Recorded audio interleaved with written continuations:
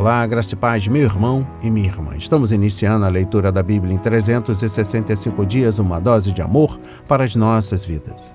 Hoje, no 187º dia, trago para leitura e comentários bíblicos os livros de 1 de Reis, capítulo 9, o livro do profeta Isaías, capítulos 38 e 39, e o livro do apóstolo Marcos, capítulo 5, dos versículos 21 a 43.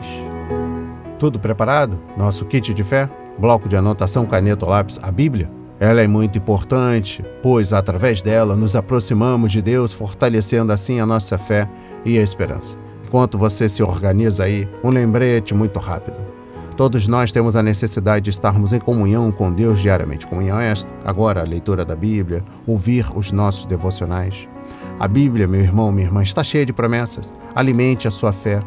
A sua palavra tem muito mais força do que as coisas contrárias. Estamos vivendo um tempo em que devemos abrir os olhos. O mal está aí, não está aqui para roubar o seu carro, a sua roupa, seu relógio, seu celular. Ele vem para roubar esta semente aqui agora, a leitura da Bíblia e os propósitos que Deus tem para você, sobretudo a sua fé. Precisamos usar todos os recursos que Deus tem nos dado através da Bíblia, pois ela faz gerar a fé, nos faz ter o alimento, a cura, a restauração. E a compreensão da palavra vem através da revelação do Espírito Santo. Senhor, revele a compreensão de sua palavra. Senhor, me dê compreensão da sua palavra hoje e sempre. Tu és bom, Senhor. Em nome de Jesus, amém. E graças a Deus. Se desconecte de tudo e permita que a palavra do Senhor adentre em vossos corações.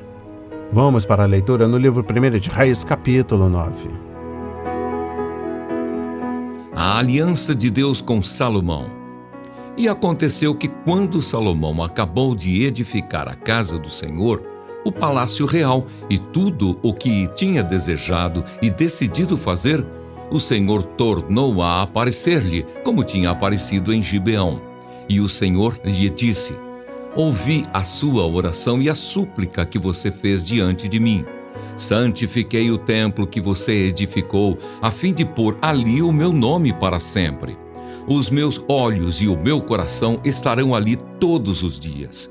Se você andar diante de mim, como fez o seu pai Davi, com integridade de coração e com sinceridade, fazendo segundo tudo o que lhe ordenei e guardando os meus estatutos e os meus juízos, também confirmarei o trono de seu reino sobre Israel para sempre, como prometi a Davi, seu pai, dizendo: nunca lhe faltará sucessor ao trono de Israel. Porém, se vocês ou os seus filhos se afastarem de mim e não guardarem os meus mandamentos e os meus estatutos que eu lhes prescrevi, e se servirem outros deuses e os adorarem, então eliminarei Israel da terra que lhe dei, e lançarei para longe da minha presença este templo que santifiquei ao meu nome. E Israel virá a ser motivo de provérbio e de escárnio entre todos os povos. E todo aquele que passar por este templo, agora tão exaltado, ficará espantado e zombará. E perguntarão: por que o Senhor fez isto com esta terra e este templo?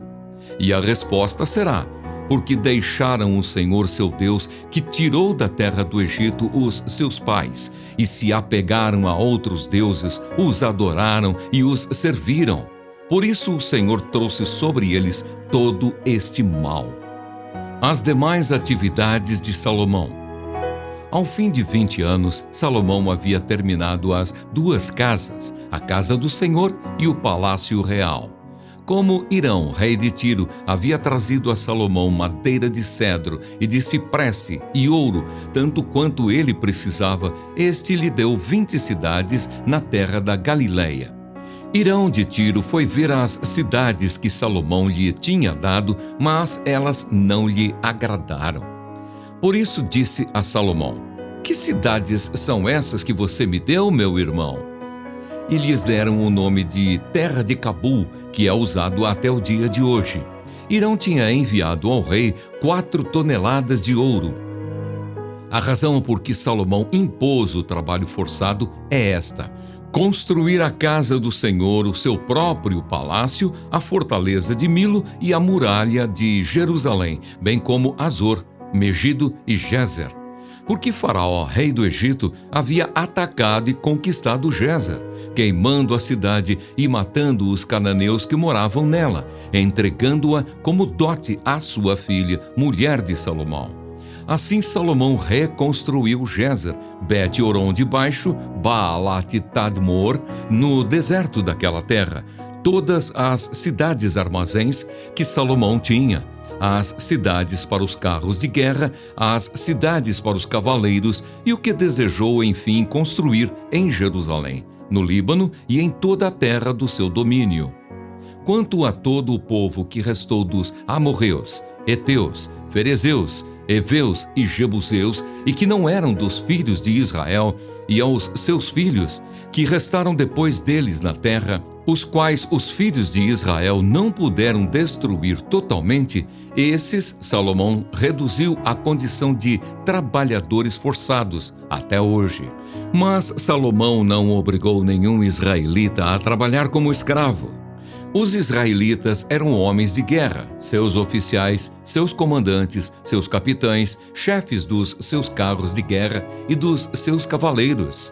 Os principais oficiais que estavam encarregados da obra de Salomão eram 550, que tinham a seu encargo o povo que trabalhava na obra. Quando a filha de Faraó se mudou da cidade de Davi para o palácio que Salomão havia construído para ela, então ele construiu Milo. 3 vezes por ano, Salomão oferecia holocaustos e sacrifícios pacíficos sobre o altar que havia edificado ao Senhor e queimava incenso sobre o altar diante do Senhor. Assim, ele terminou a construção do templo. O rei Salomão também construiu uma frota de navios em Ezion-Geber, que fica perto de Elate, na praia do Mar Vermelho, na terra de Edom. Hirão enviou com aquela frota os seus servos, marinheiros conhecedores do mar, para acompanharem os servos de Salomão. Chegaram a Ofir e de lá trouxeram para o rei Salomão mais de 14 toneladas de ouro.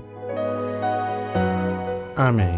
Compreendendo o livro 1 de Reis, capítulo 9, trago a exposição bíblica dos versículos 1 a 3, como fez em Gibeon, capítulo 3, versículos 4 a 5. O Senhor apareceu a Salomão e falou a palavra que ele precisava ouvir. Deus assegurou a Salomão que havia ouvido a oração do rei e responderia a ela. Seus olhos estariam na casa que Salomão havia construído e consagrado, e seus ouvidos estariam atentos para ouvir as orações de seu povo, conforme 2 de Crônicas, capítulo 7, versículos 11 a 16. Exposição bíblica dos versículos 4 a 5. O Senhor tornou o assunto bem pessoal e falou especificamente com Salomão, referindo-se à aliança que havia feito com o pai dele, Davi, 2 de Samuel, capítulo 7. Deus reafirmou os termos da aliança e assegurou a Salomão que Davi sempre teria um rei no trono, enquanto seus descendentes obedecessem à lei e andassem no temor do Senhor, conforme 2 de Crônicas, capítulo 7, versículos 17 e 18. Exposição bíblica dos versículos 6 a 9. Deus deu sua palavra a Israel e esperava que o povo obedecesse. O mais importante era que o rei tinha de praticar a lei e dar o exemplo para os outros. Tragicamente, após a morte de Salomão, a nação se dividiu e os 2 reinos que surgiram foram se definhando aos poucos até serem destruídos. Quantas igrejas locais, escolas teológicas, agências missionárias e outros ministérios cristãos abandonaram a verdadeira fé e deixaram de trazer glória ao Senhor? Poderíamos honestamente escrever Icabod, que significa a glória se foi, conforme 1 Samuel capítulo 4, versículo 21. Em muitos edifícios nos quais Cristo já foi honrado e que, outrora, o Evangelho de Jesus foi enviado a um mundo perdido, conforme 2 de Crônicas, capítulo 7, versículos 19 a 22. Exposição bíblica dos versículos 10 a 14. Além do fato de que Salomão não deveria ter sido tão extravagante na construção de seu palácio, ele não tinha o direito de dar 20 cidades só para pagar suas dívidas. toda a terra pertencia ao Senhor e não poderia ser transferida permanentemente a ninguém. Conforme Levítico 25, versículo 23. Além disso, Hirão não gostou das cidades que Salomão lhe deu. Ele as chamou de Cabul, inútil, conforme 1 de Reis, capítulo 9, versículo 13. Neste incidente, Salomão apresenta alguns traços de caráter inquietantes. Ele não deveria construir um palácio extravagante, a ponto de precisar de um empréstimo. Além disso, errou ao dar ao rei Hirão, seu amigo, uma péssima garantia, que, ainda por cima, nem era dele para que pudesse dar. Humanamente falando, se não fosse por Hirão, o templo não teria sido construído, e não era assim que Salomão deveria ter tratado um amigo generoso. E eu encerro a compreensão do livro 1 de Reis, capítulo 9, com a exposição bíblica dos versículos 15 a 24. Davi, pai de Salomão, havia conquistado e acrescentado território inimigo ao reino, mas não tentou construir uma rede internacional que faria Israel poderoso entre as nações. Davi era um general de guerra que não temia inimigo algum, mas Salomão caracterizou-se como um diplomata hábil e político astuto que não perdia uma oportunidade para aumentar sua riqueza e ampliar seu poder. Vamos para a leitura no livro do profeta Isaías, capítulos 38 e 39. A doença de Ezequias e a sua cura maravilhosa. Por esse tempo, Ezequias adoeceu de uma enfermidade mortal. O profeta Isaías, filho de Amós, foi visitá-lo e lhe disse: Assim diz o Senhor, ponha em ordem a sua casa, porque você morrerá. Você não vai escapar. Então Ezequias virou o rosto para a parede e orou ao Senhor. Ezequias disse: Ó Senhor, lembra-te de que andei diante de ti com fidelidade, com coração íntegro, e fiz o que era reto aos teus olhos. E Ezequias chorou amargamente. Então a palavra do Senhor veio a Isaías dizendo: Vá e diga a Ezequias: Assim diz o Senhor, o Deus de Davi, seu pai. Ouvi a sua oração e vi as suas lágrimas. Acrescentarei 15 anos à sua vida. Livrarei das mãos do rei da Assíria tanto você quanto esta cidade. Eu defenderei esta cidade. Este é o sinal que você receberá do Senhor para indicar que ele cumprirá o que prometeu. Eis que farei retroceder 10 graus a sombra lançada pelo sol, declinante no relógio de Acaz. Assim, o sol retrocedeu os 10 graus que já havia declinado. Cântico de Ezequias. Este é o cântico que Ezequias, rei de Israel, escreveu depois de ter estado doente e se ter restabelecido. Eu disse: Em pleno vigor de meus dias, hei de passar pelas portas do além. Fui privado do resto dos meus anos. Eu disse: Já não verei o Senhor na terra dos viventes. Jamais verei homem algum entre os moradores do mundo. A minha habitação foi arrancada e removida para longe de mim, como a tenda de um pastor. Como tecelão enrolei a minha vida, ele me cortará do tear. Do dia para a noite darás cabo de mim. Esperei com paciência até a madrugada, mas ele, como leão, quebrou todos os meus ossos. Do dia para a noite darás cabo de mim. Eu sussurrava como a andorinha ou o grou e gemia como a pomba. Os meus olhos se cansaram de olhar para cima. Ó Senhor, ando oprimido. Sê tu o meu fiador. Que direi? Como falou, assim ele me fez. Andarei vagarosamente pelo resto dos meus anos por causa da amargura da minha alma. Senhor, por causa destas coisas vivem os homens, e inteiramente delas depende o meu espírito. Portanto, restaura a minha saúde e faze-me viver. Eis que foi para a minha paz que eu tive grande amargura. Tu, porém, amaste a minha alma e a livraste da cova da corrupção, porque lançaste para trás de ti todos os meus pecados. A sepultura não pode te louvar, nem a morte glorificar-te. Os que descem a cova não esperam em tua fidelidade. Os vivos, somente os vivos, esses te louvam, como hoje estou fazendo. Os pais darão a conhecer aos filhos a tua fidelidade. O Senhor veio salvar-me. Por isso, tangendo os instrumentos de cordas, nós o louvaremos todos os dias de nossa vida na casa do Senhor.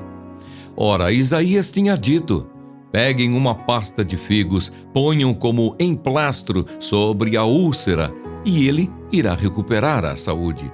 E Ezequias tinha perguntado: qual será o sinal de que subirei à casa do Senhor? Os mensageiros da Babilônia. Nesse tempo, Merodach-Baladã, filho de Baladã, rei da Babilônia, enviou cartas e um presente a Ezequias, porque soube que ele havia estado doente, mas que agora já estava recuperado. Ezequias se agradou disso e mostrou aos mensageiros a casa do seu tesouro, a prata, o ouro, as especiarias, os óleos finos, todo o seu arsenal e tudo o que havia nos seus tesouros. Não houve nada em seu palácio, nem em todo o seu domínio, que Ezequias não lhes mostrasse. Então o profeta Isaías foi falar com o rei Ezequias e lhe disse: que foi que aqueles homens disseram e de onde vieram? Ezequias respondeu: vieram de uma terra distante da Babilônia para me visitar. Isaías perguntou: o que eles viram no seu palácio? Ezequias respondeu: viram tudo o que há em meu palácio. Não houve nada nos meus tesouros que eu não lhes mostrasse. Então Isaías disse a Ezequias: ouça a palavra do Senhor dos Exércitos. Eis que virão dias em que tudo o que houver no seu palácio, isto é, tudo o que os seus pais ajuntaram até o dia de hoje, será levado para a Babilônia. Não ficará coisa alguma, diz o Senhor. Alguns dos seus próprios filhos, gerados por você, serão levados, para que sejam eunucos no palácio do rei da Babilônia. Então Ezequias disse a Isaías: boa é a palavra do Senhor que você falou, pois ele pensava assim: enquanto eu viver, haverá paz e segurança. Amém. Compreendendo o livro do profeta Isaías, capítulo 38, exposição bíblica dos versículos 2 e 3. O rei virou o rosto para a parede, não de maneira mal-humorada, como Acabe. 1 de Reis, capítulo 21, versículo 4. Mas com o intuito de ter privacidade para sua oração. Além disso, pode ser que ele estivesse virando o rosto para o templo, conforme 1 de Reis, capítulo 8, versículos 28 a 30. Alguns criticam Ezequias por chorar e orar, dizendo que sua oração foi egoísta, mas devemos admitir que a maioria de nós teria feito a mesma coisa. Naturalmente, queremos viver e continuar a servir a Deus.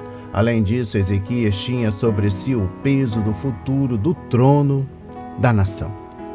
Compreendendo o versículo 3, Ezequias não pediu a Deus para poupá-lo porque ele havia sido um fiel servo dele. Isso seria baganhar com o Senhor? Em vez disso, o rei pediu que Deus o poupasse para que pudesse continuar a servir ao seu povo e concluir a restauração espiritual da nação. É claro que Ezequias estava preocupado com sua vida, como qualquer pessoa estaria, mas ele também tinha um encargo em favor de sua gente. Exposição bíblica dos versículos 4 a 8. O pedido foi atendido rapidamente porque Isaías não estava muito longe do quarto do doente quando o Senhor lhe deu a resposta. 2 de Reis, capítulo 20, versículo 4. O profeta tornou-se como um médico do rei e chegou a dizer aos servos que tipo de remédio deveria ser aplicado. Isaías 38, versículo 21. Isso demonstra que Deus pode curar a enfermidade usando qualquer meio que quiser. Isaías também disse ao rei que sua vida seria prolongada por 15 anos. O rei pediu confirmação dessa promessa, conforme versículo 22, e o Senhor lhe deu um sinal. Exposição bíblica dos versículos 9 a 20. Ezequias foi um dos autores dos Salmos, conforme versículo 20, e supervisionou um grupo de estudiosos que compilou as escrituras do Antigo Testamento, conforme Provérbios 25, versículo 1. Nesta bela meditação, o rei revela como se sentiu durante a experiência que teve com a doença e a recuperação. Ele teve algumas experiências novas que o transformaram. Exposição bíblica dos versículos 9 a 12. Deus deu a Ezequias um novo apreço pela vida. Só damos valor à vida quando ela está prestes a ser tirada de nós. Então, apegamos-nos a ela o máximo possível. Ezequias descreveu a morte de forma aleatória, associando-a ao fim de uma jornada, conforme versículos 11 e 12. A uma tenda derrubada, conforme versículo 12.a e 2 Coríntios capítulo 5, versículos 1 a 8. E a um pedaço de tecido cortado do tear, conforme Isaías 38, versículo 12.b. Exposição bíblica dos versículos 13 a 14. Ezequias também passou a ter um novo apreço pela oração. Afinal, se não fosse a oração, ele não teria tido êxito. À noite, o rei se sentia como um animal frágil sendo atacado por um leão feroz e, durante o dia, ele se sentia como uma ave indefesa. Durante esse tempo de sofrimento, Ezequias examinou seu coração e confessou seus pecados, e Deus o perdoou, conforme versículo 17. Exposição bíblica dos versículos 15 a 20. O rei encerrou com um novo apreço pelas oportunidades de serviço. Ezequias passou a ter uma nova humildade em sua caminhada, um profundo amor pelo Senhor no coração e um novo cântico de louvor nos lábios. Ele tinha uma nova determinação de louvar ao Senhor todos os dias de sua vida, pois agora esses dias eram muito importantes para ele. Compreendendo o capítulo 39 do livro do profeta Isaías, a notícia sobre a doença e a recuperação de Ezequias já havia se espalhado, de modo que até na Babilônia se soube do ocorrido, conforme 2 de Crônicas, capítulo 32, versículo 23. Como o rei de Judá era famoso, outras nações estavam preocupadas com ele e queriam atrair seu favor. A estabilidade de Judá era importante para o equilíbrio do poder naquela época. Neste momento, a Babilônia não era uma grande potência mundial e poucas pessoas teriam imaginado que a Síria um dia cairia e seria substituída em seu papel hegemônico pelos babilônios. É claro que Deus sabia, mas Ezequias não buscou sua direção. Compreendendo o versículo 1, a razão alegada para a missão diplomática era honrar Ezequias e regozijar-se oficialmente com sua recuperação, mas o verdadeiro motivo era obter informações sobre os recursos financeiros da nação de Judá. Afinal, a Babilônia poderia precisar de parte dessa riqueza em suas futuras negociações ou batalhas. É também provável que Ezequias estivesse articulando o apoio da Babilônia contra a Assíria. Compreendendo o versículo 2, sem dúvida, Ezequias não deveria ter mostrado aos seus visitantes toda a sua riqueza, mas o orgulho o levou a fazer isso. Depois de um tempo de intenso sofrimento, às vezes nos sentimos tão bem pelo simples fato de estarmos vivos que baixamos a guarda e deixamos de vigiar e orar. O rei estava se deleitando na fama e na riqueza e, aparentemente, negligenciou sua vida espiritual. Ezequias estava mais seguro como um doente na cama do que como um homem saudável no trono. Se tivesse consultado primeiro Isaías, o rei não teria cometido erro tão grave. Exposição bíblica dos versículos 3 a 7. O profeta fez Ezequias se lembrar de que, como rei, ele era apenas administrador e não dono da riqueza de Judá. Conforme versículo 6, parte dessa opulência havia vindo de reis anteriores e Ezequias não podia reivindicar crédito algum por isso. Assim como ele, todos somos meros administradores do que Deus nos tem dado e não temos o direito de nos vangloriar em nada. Compreendendo o versículo 7, este é o primeiro anúncio explícito de Isaías acerca do futuro cativeiro de Judá na Babilônia. A despeito das reformas de Ezequias, a nação enfraqueceu-se espiritualmente durante o século seguinte e, em 586 a.C., a Babilônia destruiu Jerusalém e levou o povo cativo. O pecado de Ezequias não foi a causa desse juízo, pois as transgressões dos governantes, dos sacerdotes e dos falsos profetas aumentavam ano após ano, até que Deus não pôde mais aguentar. Conforme 2 de Crônicas, capítulo 36, versículos 13 a 16. E eu encerro a compreensão do livro do profeta Isaías, capítulo 39, eu trago o versículo 8. Até o maior e mais piedoso dos servos do Senhor pode se tornar orgulhoso e desobedecer a Deus. Por isso, devemos orar pelos líderes cristãos para que permaneçam humildes diante de seu Senhor. Mas, se algum de seus servos pecar, Deus está disposto a perdoar sempre que houver arrependimento genuíno e confissão sincera de pecados. Conforme 1 de João, capítulo 1, versículo 9. Vamos para a leitura no livro do apóstolo Marcos, capítulo 5, versículos 21 a 43. O pedido de Jairo. Tendo Jesus voltado de barco para o outro lado, reuniu-se em volta dele uma grande multidão, e ele estava junto do mar. Então chegou um dos chefes da sinagoga, chamado Jairo, e vendo-o, prostrou-se aos pés de Jesus e lhe pediu com insistência: Minha filhinha está morrendo, venha impor as mãos sobre ela, para que seja salva e viva. Jesus foi com ele. A cura de uma mulher enferma. Uma grande multidão seguia Jesus, apertando-o de todos os lados. Estava ali certa mulher que havia 12 anos vinha sofrendo de uma hemorragia. Ela havia padecido muito nas mãos de vários médicos e gastado tudo o que tinha, sem, contudo, melhorar de saúde. Pelo contrário, piorava cada vez mais. Tendo ouvido a fama de Jesus, a mulher chegou por trás no meio da multidão e tocou na capa dele. Porque dizia: se eu apenas tocar na roupa dele, ficarei curada. E logo a hemorragia estancou e ela sentiu no corpo que estava curada daquele mal. Jesus, reconhecendo imediatamente que dele havia saído o poder, virando-se no meio da multidão, perguntou: Quem tocou na minha roupa? Os discípulos responderam: O Senhor está vendo que a multidão o aperta e ainda pergunta: Quem me tocou? Ele, porém, olhava ao redor para ver quem tinha feito aquilo. Então a mulher, amedrontada e trêmula, ciente do que lhe havia acontecido, veio, prostrou-se diante de Jesus e declarou-lhe toda a verdade. Então Jesus lhe disse: Filha, a sua fé salvou você. Vá em paz e fique livre desse mal. A ressurreição da filha de Jairo.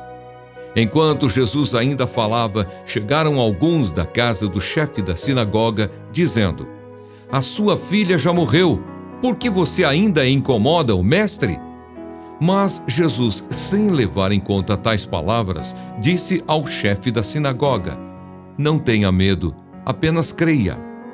Jesus não permitiu que ninguém o acompanhasse, a não ser Pedro e os irmãos Tiago e João.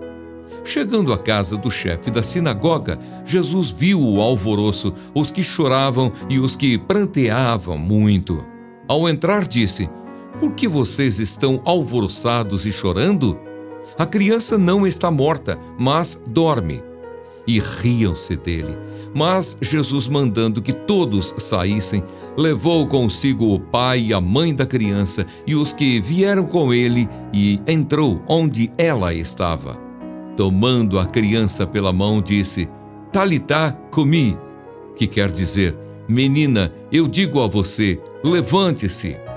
Imediatamente a menina, que tinha 12 anos, se levantou e começou a andar.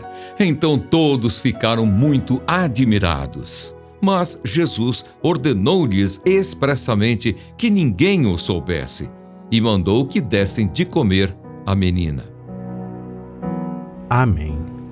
Compreendendo o livro do apóstolo Marcos, capítulo 5, dos versículos 21 a 43.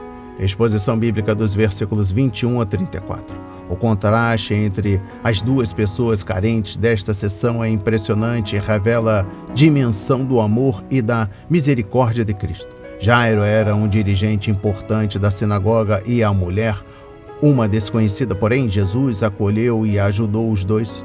O líder religioso estava prestes a perder uma filha que lhe tinha dado 12 anos de felicidades, conforme versículo 42, e aquela mulher enferma estava prestes a se livrar de uma aflição que lhe havia trazido 12 anos de tristeza. Sendo um dirigente da sinagoga, Jairo era, sem dúvida, rico, contudo, sua riqueza não podia salvar a filha que estava morrendo. Já a mulher estava arruinada. Ela dera aos médicos todo o dinheiro que tinha e, mesmo assim, nenhum deles pôde curá-la. Mas tanto Jairo como a mulher sofredora encontraram as respostas para suas necessidades aos pés de Jesus, conforme versículos 22 e 33. Exposição bíblica dos versículos 31 a 33. Jesus tratou desta mulher publicamente, não só por amor a ela, mas também por amor a Jairo. A filha de Jairo estava quase morta e ele precisava de todo o apoio que pudesse receber. Já era ruim o bastante ter a multidão impedindo que eles avançassem, mas agora esta mulher tinha de aparecer no meio do caminho e deter Jesus. Quando um dos amigos do líder da sinagoga chegou e anunciou que a menina estava morta, sem dúvida Jairo sentiu que o fim havia chegado. Mas as palavras do Senhor sobre fé e paz para a mulher provavelmente encorajaram Jairo da mesma forma que trouxeram esperança a ela. Compreendendo o versículo 34. Nem todos têm o mesmo grau de fé, mas Jesus responde à fé, por mais fraca que ela possa ser. Quando cremos, Ele compartilha seu poder conosco e algo acontece em nossa vida. Havia muitas outras pessoas naquela multidão que estavam perto de Jesus e até o empurrando, mas elas não receberam milagre algum. Por quê, irmão? Porque não tiveram fé? Uma coisa é amontoar-se em volta do Senhor e outra, completamente diferente, é confiar nele. Exposição bíblica dos versículos 35 a 43. Não foi fácil para Jairo se aproximar de Jesus em público e pedir sua ajuda. Os líderes religiosos que se opunham ao pregador de Nazaré certamente não aprovariam essa atitude. Nem mesmo os outros dirigentes da sinagoga concordariam com o que Jairo fez.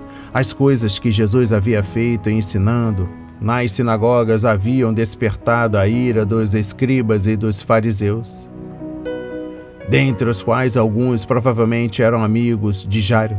Mas aquele pai estava desesperado, assim como tantas pessoas estão quando vêm para Jesus. Por isso, ele preferia perder seus amigos e salvar sua querida filha. E eu encerro a leitura da Bíblia em 365 dias e também da compreensão do livro do apóstolo Marcos, capítulo 5, versículos 21 a 43, com a exposição bíblica dos versículos 35 a 36. Era mais fácil para Jairo crer no Senhor enquanto sua filha ainda estava viva e enquanto Jesus ainda estava andando com ele em direção à sua casa. Mas, quando Cristo parou para curar a mulher e quando o amigo de Jairo veio com a má notícia, ele quase perdeu a fé. Não é razoável interpretar tal atitude de maneira crítica. Cada um de nós, afinal, pode sucumbir às dúvidas quanto às circunstâncias difíceis e os sentimentos ruins nos assolam. Às vezes Deus demora e nós nos perguntamos por quê? É aí que precisamos daquela palavra de fé especial do Senhor e nós a recebemos quando investimos tempo em Sua palavra. Eu disse, quando investimos tempo em Sua palavra. As palavras de hoje foram semeadas para as nossas vidas, para a honra e a glória do Senhor. Receba este alimento diário, não hesite, compartilhe. Deus está interessado na minha e na sua dor.